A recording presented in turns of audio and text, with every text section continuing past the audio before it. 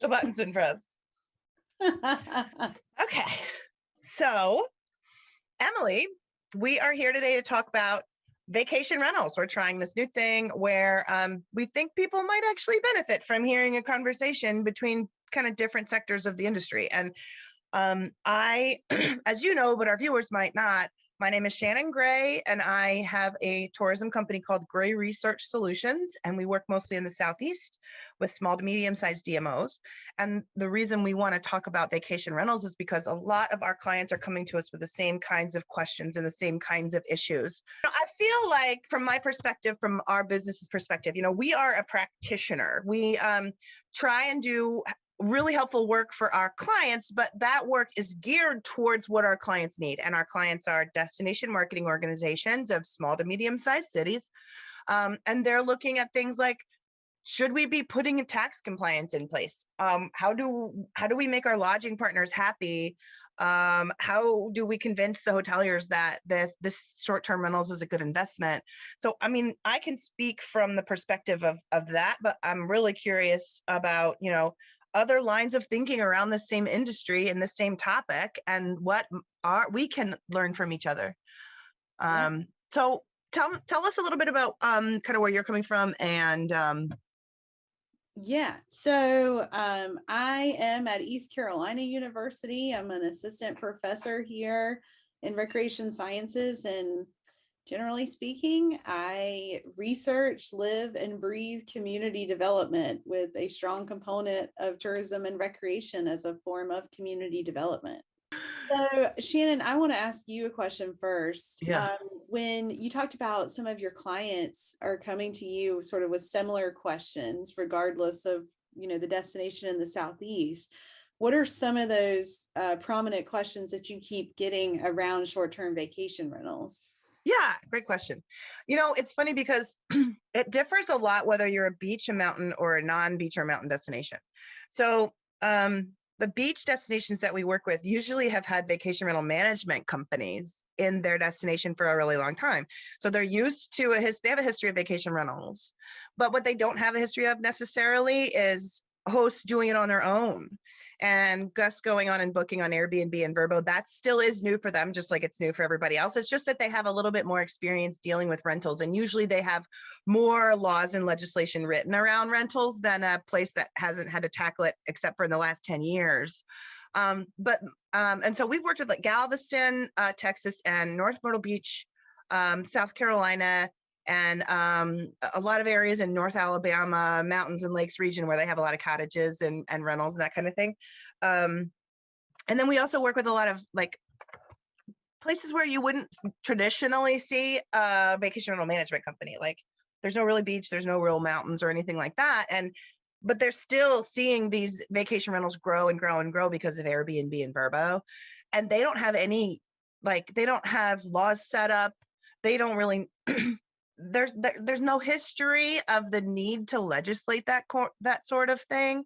And so one thing is around legislation. Like not that the CVBs or the DMOs that we work with are in charge of that, but they're often looked at as an information source, a guide, a source of wisdom, what should we do kind of thing from the city and the city planners, or the county and the county planners. And so they want to come there with some recommendations and with some looks at what other communities have done in terms of legislation. And when I say legislation, I mean like requiring that an Airbnb host applies for a business license and pays a business license fee. Requirement that the lodging taxes that have historically been put on hotels and hotel rooms also apply to vacation rentals. So there's kind of two, and taxes is a big part of it because that's how DMOs get funded. But the trick is that there's no way to enforce or force compliance, if you want to like use like a scary word, the issue is that a lot of these guys have been flying under the radar since 2017 when Airbnb started, and nobody's ever told them that they need to apply for a business license or supply the tax. In some cases, they have said, just overall as a not in like a personal email to the owner, but like a post on the city that like if you're renting out an Airbnb, you have to pay your tax. But and this seems like a ridiculous problem if you're not really tuned into it, you can't find them. Those owners' addresses aren't posted anywhere. They're not public information. Airbnb and Vrbo will not release that information.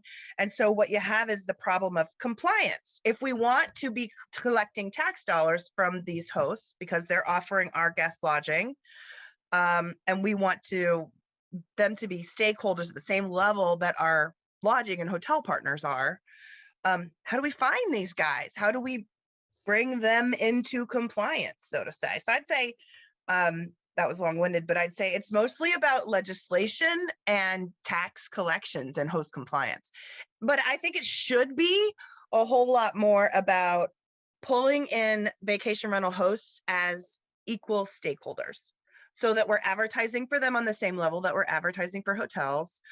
We're providing them visitors guides just the same way we do for hotels.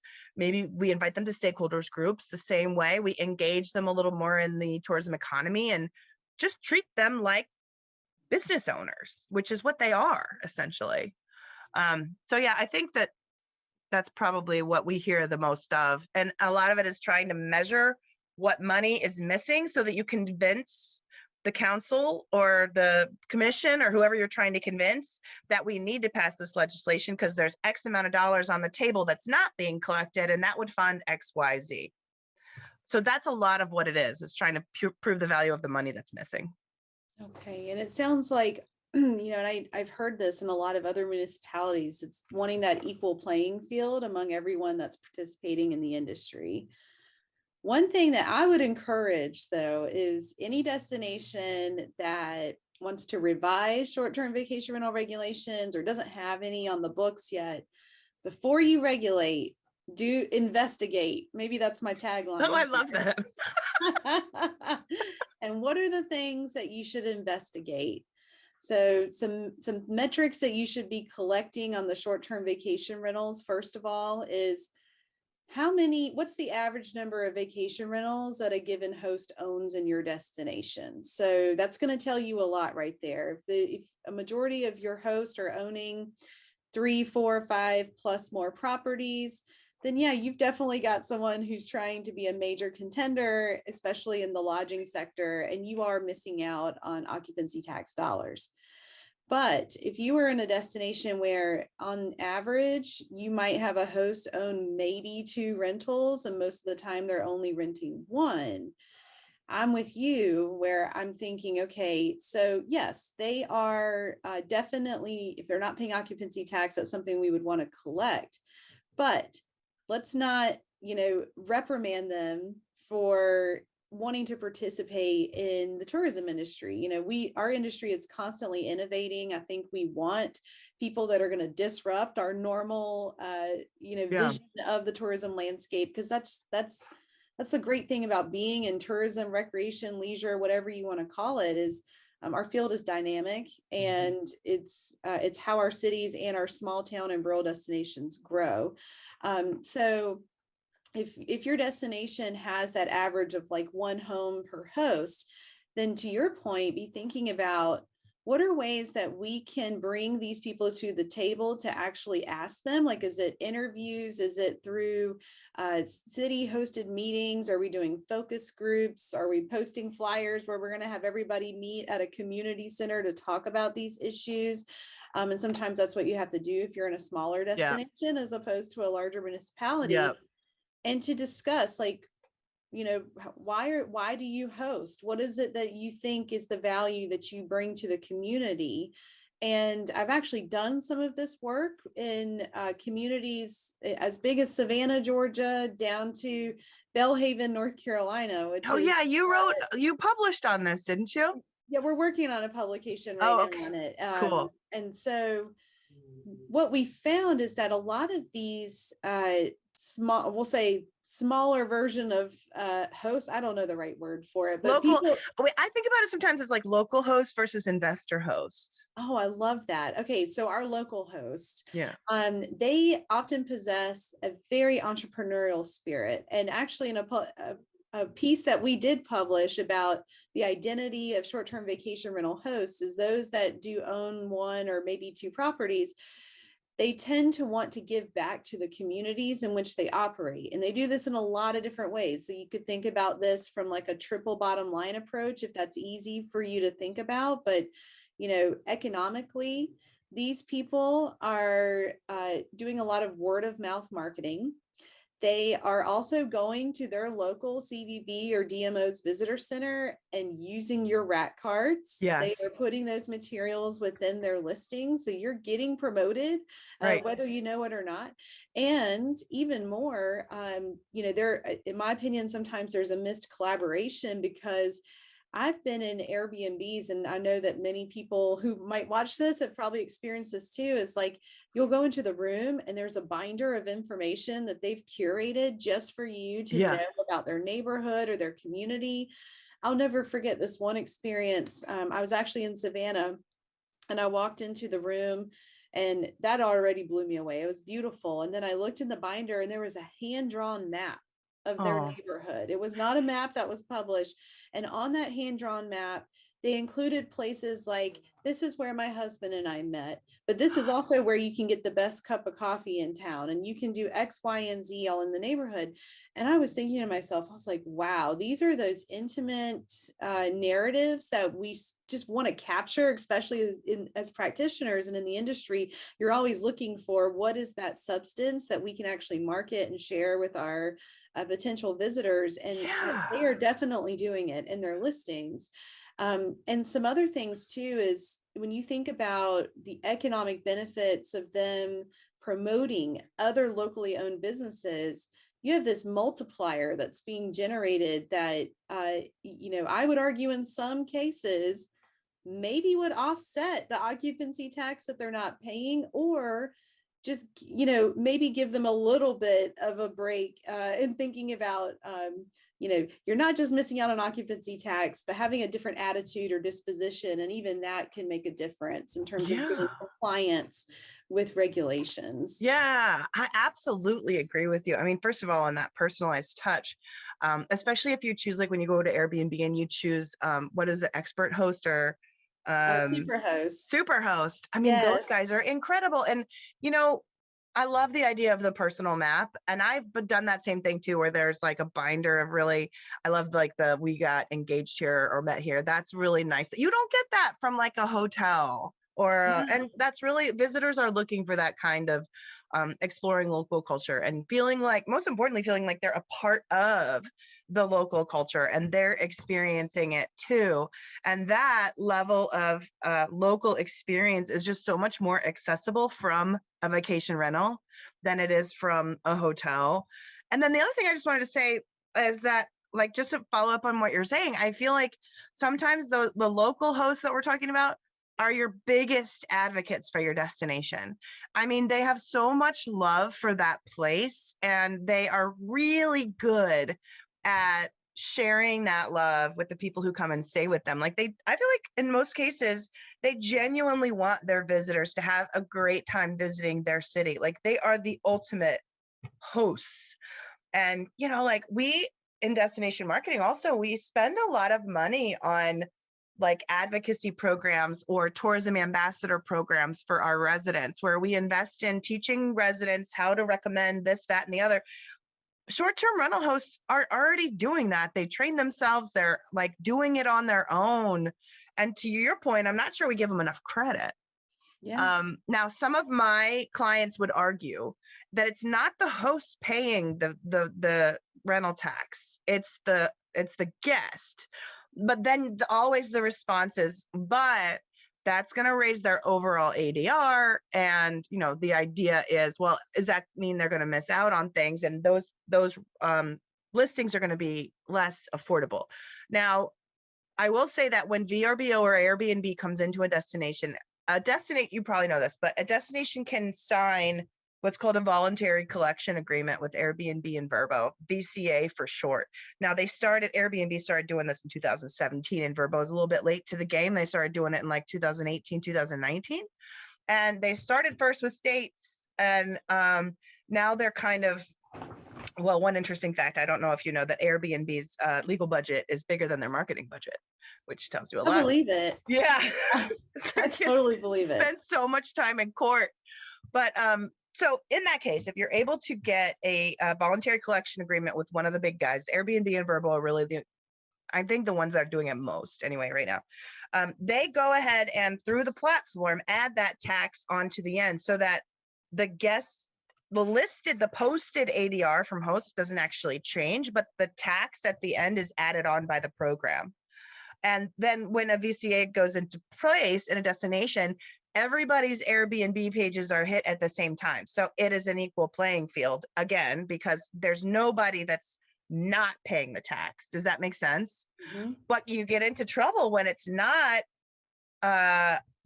administered by Airbnb and Vrbo, because then you get into like, well, they're not paying the tax and I'm paying the tax, and I don't want my ADR to be higher than their ADR, and pricing strategy, you know, how do I do that? So yeah, I mean, it's an issue. It's, you know, it's an interesting intersection of priorities, for sure. Yeah, definitely. And if you can get into a VCA, I would 100% support that, because it is so much easier. And what we're actually seeing is, the VCAs are popping up in much smaller destinations, like pretty much rural and small town destinations now as well. Yeah. Because we saw starting in 2020, this exponential increase in rural and small town visitation. Yeah, and we did. Why? People were trying to get out of the cities. We're all quarantined. We're wanting to explore these new places, get outdoors, and most of our social distance. Yeah. So yeah, we saw this really big increase in short-term vacation rentals in these places. And so even some of the communities that I work with here in Eastern North Carolina have already entered into a VCA with at least Airbnb. And it's just so much easier, because when you think about it being a small town or a rural destination, you're already often limited with your personnel or your human resources to even be able to manage or enforce policy. And so it's very nice to have a company that will do that for you, albeit there is a small fee, but in the end, you're like, that's probably worth it. So I have actually some interesting stories to tell on that. I have two clients that went about this in completely different ways. One of them is Columbus, Georgia. And we started trying to measure vacation rental tax missing in 2015. And at that point, I think it was like $50,000 missing in the tax coffers. And the county commission was like, that's fine. You know, the amount of work it's going to take to get those folks into compliance really isn't worth it. Well, 4 years later, we did it every 2 years. 4 years later, there was $250,000 missing from the tax coffers from vacation rental tax. And VCA came up on the table. We can sign an agreement with Airbnb and Vrbo, and they can collect that tax, and then that's that problem solved. But that particular destination was much more concerned. And it's like every destination has priorities and the things that they worry about as a group. And for Columbus, the thing that they worried about was disrupting residential neighborhoods. So they were afraid that opening up Airbnbs meant that people could come in and have big house parties and make lots of noise, and parking and trash was become an issue, and that residents were going to feel like these were a nuisance and they're going to get a lot of complaints. That was the big conversation there. So what they decided to do, and what they actually rejected the idea of a VCA, because a VCA is anonymous. So what that means is you get one check from Airbnb, but you do not get an itemized list of hosts and their addresses. They won't release that information. So if you agree to a VCA, you're agreeing to anonymity. Anonymity? Anonymity?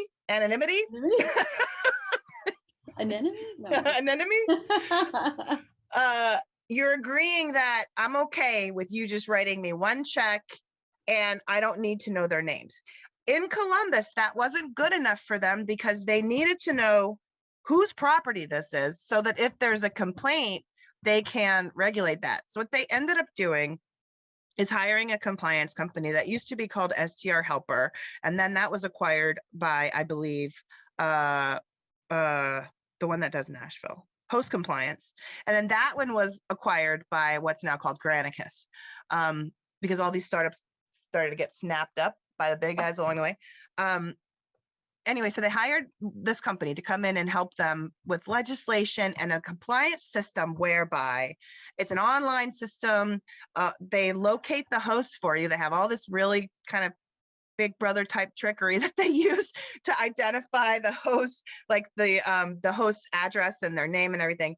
And then so Columbus would send the host, once the host was identified, they would send them a letter and say, and the tone of this letter matters very, very much. The tone of the first letter.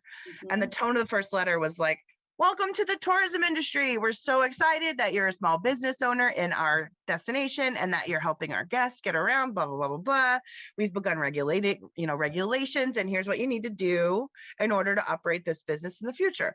You need to apply for a business license. You need to register on this online portal thing. And then what they did that was very interesting and unique is that they said, we are implementing a 3 strikes and you're out policy. And I haven't seen this done in any other destination. Maybe you have, but I haven't. Where you have. Yeah. So host compliance has a thing you can pay for, which is it's an add-on, but it's a 1-800 number, complaint number for residents. And the idea is that if your property gets 1 complaint, you get a warning. If you get 2 complaints, you get a stern warning, and then 3 complaints, and you get your license yanked. They're very serious about it. And so that for them, the VCA did not work. They weren't willing to give up the personal information. Now, Galveston, Texas, this was a big argument among the industry in the city for a long time, at least 1.5 years or 2 years. And it was, do we do a VCA or do we work on compliance? And it was the same thing at risk, not at risk, but it was the same issue. If we do the VCA, then we don't get any personal information and we can't regulate them health, safety inspections. Because you can make the argument that if you don't have this business doing a health and safety inspection the way a hotel does, it's not an equal playing field. If you're not looking at things like accessibility and fire hazards and insurance, entry and exit and insurance, then that's actually still not an equal playing field. And if you sign a VCA, you don't get that. You can't identify them to force them to do those regulations. And so in Galveston, there was half of the city who wanted the VCA because they just want the taxes. And there was half of the city, when I say city, I mean tourism industry stakeholders. And half of the tourism industry stakeholders are saying, no, we don't want to sign the VCA because we need to know who these people are so that we can make sure they're regulated and they need to have a business license. And we need to know whose door to knock on if something goes bad. And so there's no one right answer. And that's what's so frustrating is that our clients come to us, how do we do this? Well, I have a lot of questions before I can answer that question.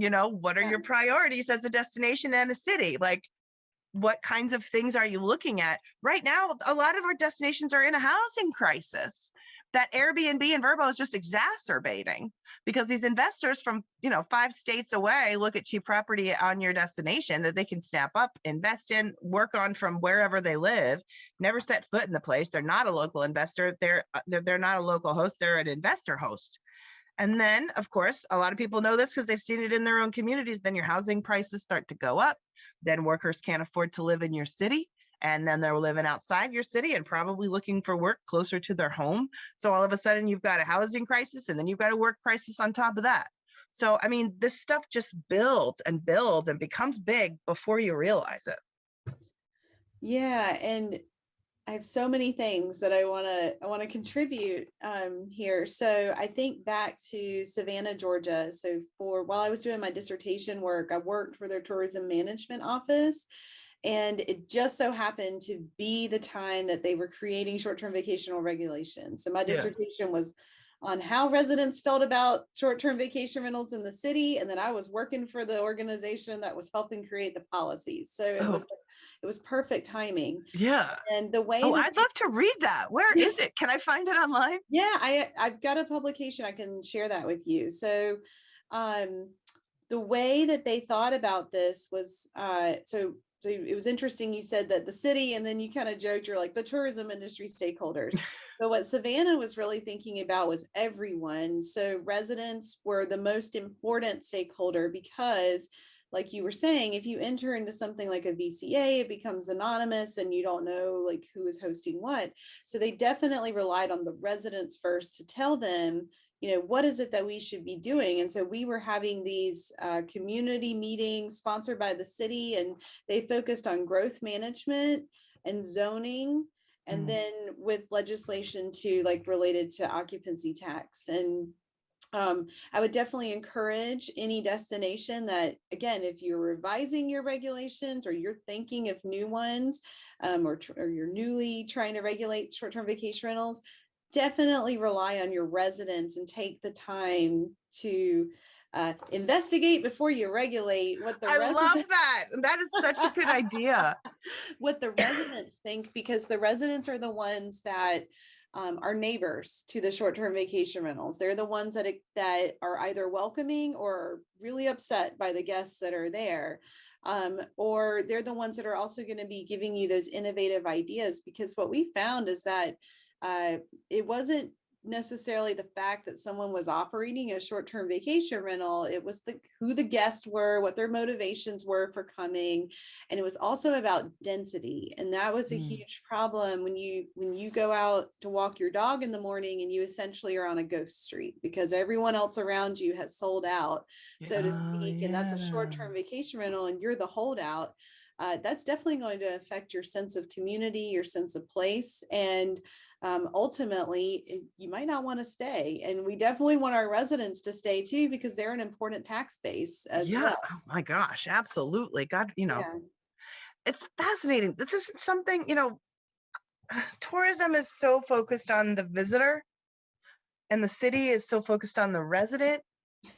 And if we could just work together, I think that's a great suggestion. Well, there was something too I was thinking about, and this isn't about the residents, but I wanted to make sure I said it before I forgot. So oftentimes there is this narrative that is perpetuated, maybe that's the word, that there is this camp of tourism industry folks and there's this camp of short-term vacation rental hosts. But I've actually seen really great examples of collaborations between both. So I talked about the small business marketing earlier, but I've also seen examples where tourism offices will view the short-term vacation rentals as overflow for if all of their hotel rooms are booked for an event, for example, if you're, let's say that you have clients or some type of event coming to town that wanted to stay at your boutique hotel and you wanted to make the VP of that organization feel extra special, you might identify a couple of super hosts in your town and put out sort of like a CFP, but say, hey, like, we're looking for this type of experience for the VP of this organization. And ultimately they're going to want to return back and continue to use your hotels, but also you can think about, especially those very nice short-term vacation rentals or people who are experts at hosting, to kind of share that hospitality spirit that you all are wanting to give to visitors that come to your destination. That's a great idea. I never thought about that. But it strikes me that to have a system like that in place, you've got to be close with your hosts. And it's about building relationships first. And that's why I would caution, before anybody wants to start regulating, is make sure you get to know who your hosts are. And like I mentioned earlier, kind of looking at some of those metrics is, how many rentals do you have? What are you charging? Are you even trying to pay occupancy tax? Because in some places you do find hosts that want to genuinely pay. Yeah. Maybe they don't know how to. Yeah. But I also was thinking about with Savannah too, because I just think back to when they were doing this in 2017. They did not have a VCA at that time, but they did have a short-term vacation rental registration system. And then they had a public map of where all of these locations were. It was through the city's GIS department. And you kind of agreed when you registered that you were going to be put on this map. And so they still have the map today. It's digital and interactive, and you can zoom into a spot, click it. It'll tell you the tax parcel number, the address, and who the person is that owns that property. So I think transparency is totally an option. It's just making sure that your community's willing to do that. And the hosts totally were willing to, because they were still making a lot of money doing what they do. And they were excited to get their piece of the pie. And ultimately, I mean, it might take a little digging, but people can find out who you are and who owns what property in a community. Yeah, especially the smaller communities. I mean, I feel like before these big compliance companies came in, the most successful destinations that I saw working with their short-term rentals actually had somebody drive around because, Airbnb only gives you like a few mile radius of where the place is. And so they would literally, I'm sure you've heard a lot about people doing this, is they would literally drive around with their smartphone and look and match the photos and be like, okay, this is this one. Mhm. Um, that brings up though, like owner occupied versus non-owner occupied units. And I don't know what kind of lingo or language you use to talk about that difference, the owner occupied and non-owner. So now I used to live in Nashville, and they very early on wrote some regulations that, and it was based on zoning, obviously. We haven't talked about zoning, but zoning is a big part of That this. is a huge part of it. It's huge because, I mean, that's saying like, I approve that vacation rentals can be in this area of town, but not this area of town. And we want to only limit whatever. And in Nashville, they had zones, and some of the zones were residential only, no Airbnbs or Verbos allowed. And some of the zones were open to vacation rentals, but there was a caveat. And the caveat is, if you own a rental and you live on the property, either in like it's a mother-in-law apartment on the or you live upstairs and you rent out the basement, or it's a separate thing, but it's on your land, that's considered an owner occupied unit. And Nashville offers, or at least they used to offer, unlimited business licenses for owner occupied units because they wanted to support that side of the business, what we called earlier local hosts. But I guess that's different. In Nashville, they had to live on the property. But I feel like when we're talking about local hosts, we're talking about they live in the place, in the destination. But for Nashville, there's only a limited amount of business licenses available for non-owner occupied units. Whether you live in California or Colorado or Tennessee or wherever, it doesn't matter. The limit is on the number of licenses that are available for non-owner occupied units. And what they do every year is they have a lottery. This is for new ones that want to apply. Like they stopped all applications from now on. If you want a new application and you're non-owner occupied, you have to enter the lottery. We only have X amount of spaces left. And if you do not win the lottery for a business license for a non-owner occupied unit, I'm sorry, but you cannot operate a rental here.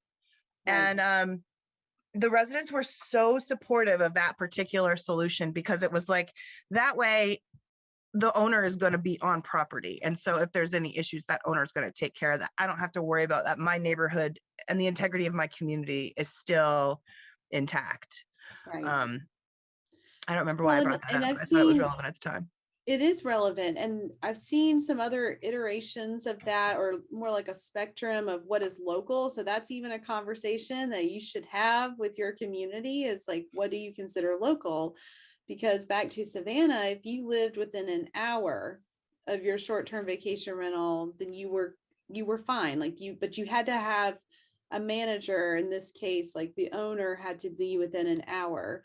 But that didn't have anything to do with whether or not it was occupied or not. So right. Yeah, there's like, if I had to think about something useful, it'd be like, what's a checklist of all these things that you should probably have a conversation about before you even start talking about regulations. I don't know, Shannon, maybe that's something you and I can put together. That should be out there. We should write it. There are definitely great templates out there, but there are variations of it. But there should be sort of like a whole complete list, and then you take what's important to your destination. And I don't know, maybe you and I can look and see if that does exist, and if it doesn't, then there's our niche, right? Exactly. Well, I think what's so interesting about this is like, a lot of my questions come as in like the context of like, what is the right thing to do here? What are other communities doing? What is the right way to do this? And, there really is no one right way. There is a variety of strategies and tactics based on the priorities of your destination. And that means the people that live there and the people that are leaders there and the tourism industry, it matters what your people think and what they want. And that is really how, like, I think what you and I would be talking about, like the whole takeaway from that conversation for me is like, write your legislation and your regulations in a way that makes sense to the people that live in your community. So to your point, engage your residents, investigate before you regulate. Yeah. And then some people, if you were to watch this and you hear me say that, the next question might be, well, how do we engage our residents? Yeah. And like, is this a poll that you put on Facebook? Don't do that. That's what I'm Okay. gonna say. Don't do. I mean, sure, as long as you triangulate, like with a couple other data points, but definitely making sure that you are creating comprehensive opportunities for input. So like when I was in Savannah doing work, I did door-to-door surveys asking residents what they think in the summertime. So it was really hot. Oh, yikes. But it still was a really effective method. And again, I'll share that publication with you. And if anybody watching this wants to see it, maybe we just share it with the recording. But Okay. like doing surveys, but we also did those community input meetings. But I also interviewed hosts while I was doing that. And the way that I attracted hosts to interview with me was I would post flyers in like local cafes. I, tried to reach out on the platforms, which now you can't really do. It's considered soliciting if you try to reach out to folks for not anything that's not booking wise. Right. But yeah, so making sure you have all those stakeholders input beforehand is really important. And there's one other thing I wanted to bring up, and it's circling back to this idea of like who your hosts are in the community and like what they could bring to the table as a benefit. Yeah. One other thing is in the study that we are working on publishing right now, this work was done in rural and small towns. So it was a county that had like one sort of larger town, and then the rest are very small towns and like communities. So what we found in that larger town is that the hosts, it was like at least 3 or 4 of the hosts that we had interviewed in 2019. And then when we re-interviewed them in 2021, they had all opened up additional businesses and invested into the main street of the downtown where they lived. And Oh, these were wow. not, so either they would be like, one of them is opening a boutique hotel actually in the downtown. Another opened up a cute little retail shop with, gourmet food stuffs and gifts, and it's got a name that's kind of shares the same name as their Airbnb property, so that they're tied together. Mm-hmm. Another one has, trying to invest in a restaurant downtown. So when I asked them in the 2021 interviews, like, what inspired you to do this?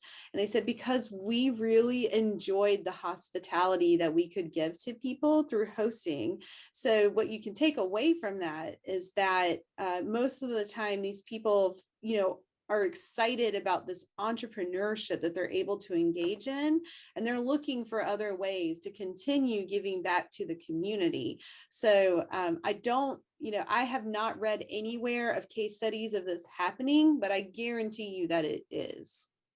That's fascinating because so those guys are investing too. I mean, before I said, well, let's use the words local host and investor host, but that's different. Those guys are investors. Clearly they're entrepreneurs and they're investing in but they're investing in the community, and the outside guys who come in and snatch up property and rent that out, are they as much, could you argue the same, are they actually adding value to the community, or are they taking value? Where clearly the host, the local host, whether that's non-owner occupied or not, like in your definition, someone who lives at least an hour away, they're really invested locally, like you said, in all of these businesses. And I love that example of like an entrepreneur is an entrepreneur is an entrepreneur. Like if they can start this business, they can start that business, and they're probably going to be in hospitality because that's what got them in there the first place. Those guys should be gold nuggets on our radar as a destination marketing organization. Yeah. We should be calling them for advice. And then on top of that, what you see is that because they're so invested in the community, they're also civically involved as well. So these are the people who are probably going to serve on volunteer boards, whether it's planning, whether it's community development, whether it's taxes. I mean, whatever types of organizations and civic outlets that you have in your community, whether you're a large municipality or a rural destination, I can guarantee you, and this is showing up in the study that we're working on right now, is that they are very civically involved. And that's because, not because they're looking for ways to know more about legislation, to circumnavigate it, but really because they want to be a part of the solution. They want to, but they want to have a voice at the table. They don't want to feel like they're being just regulated. They want to feel like that, okay, we are okay with regulations, but let's think about innovating the industry in some way. And I know that some people watching this might say, well, that's not the case everywhere. And they're probably right. And you're probably right. But just investigate, figure out who these stakeholders are. And if I had to paint a map of who those are, it's your residents, it's your host, it's your municipality leaders, the ones that are actually making the planning and zoning decisions. And then you've got the tourism industry as well.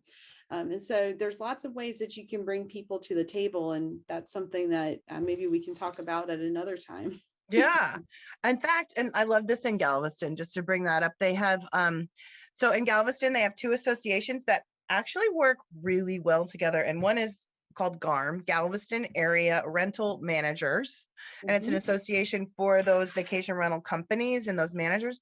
And then they have STROG, which is Short-Term Rental Association of Galveston, and those are the independents. And so they meet separately there. It's the vacation rental management companies that meet, and then that's the short-term rental, like individual hosts that meet. And they have a seat at the table on Galveston. Galveston is run by Park Board, Tourism, and the beaches. And they come to, meetings, and they are asked of their opinion. And when this whole VCA argument was going on, actually, you would think that those two would be competitors and not necessarily work that well together, but they came together and went to Texas legislation, went to the government and advocated for putting in place this voluntary collection agreement. And they worked really well together on it. And I wish every destination could have they don't need two, clearly, if they don't have a whole lot of vacation rental management, but to build and create a short-term rental hosts association where you're going to an organization and, there's committees and they can nominate a president and you've got one spokesperson and you bring them in on important, all issues, important issues. And somebody sits on the CVB board. And have you seen an association like that in other communities? I have not. I haven't either, and I was surprised. Yeah. So maybe that's one takeaway too, is that I guess I'm thinking about hoteliers in the background. Hoteliers don't generally come together for meetings. They're generally considered competitors. They don't want to share information. That's fine. There's usually a hotelier or two that sits on the board.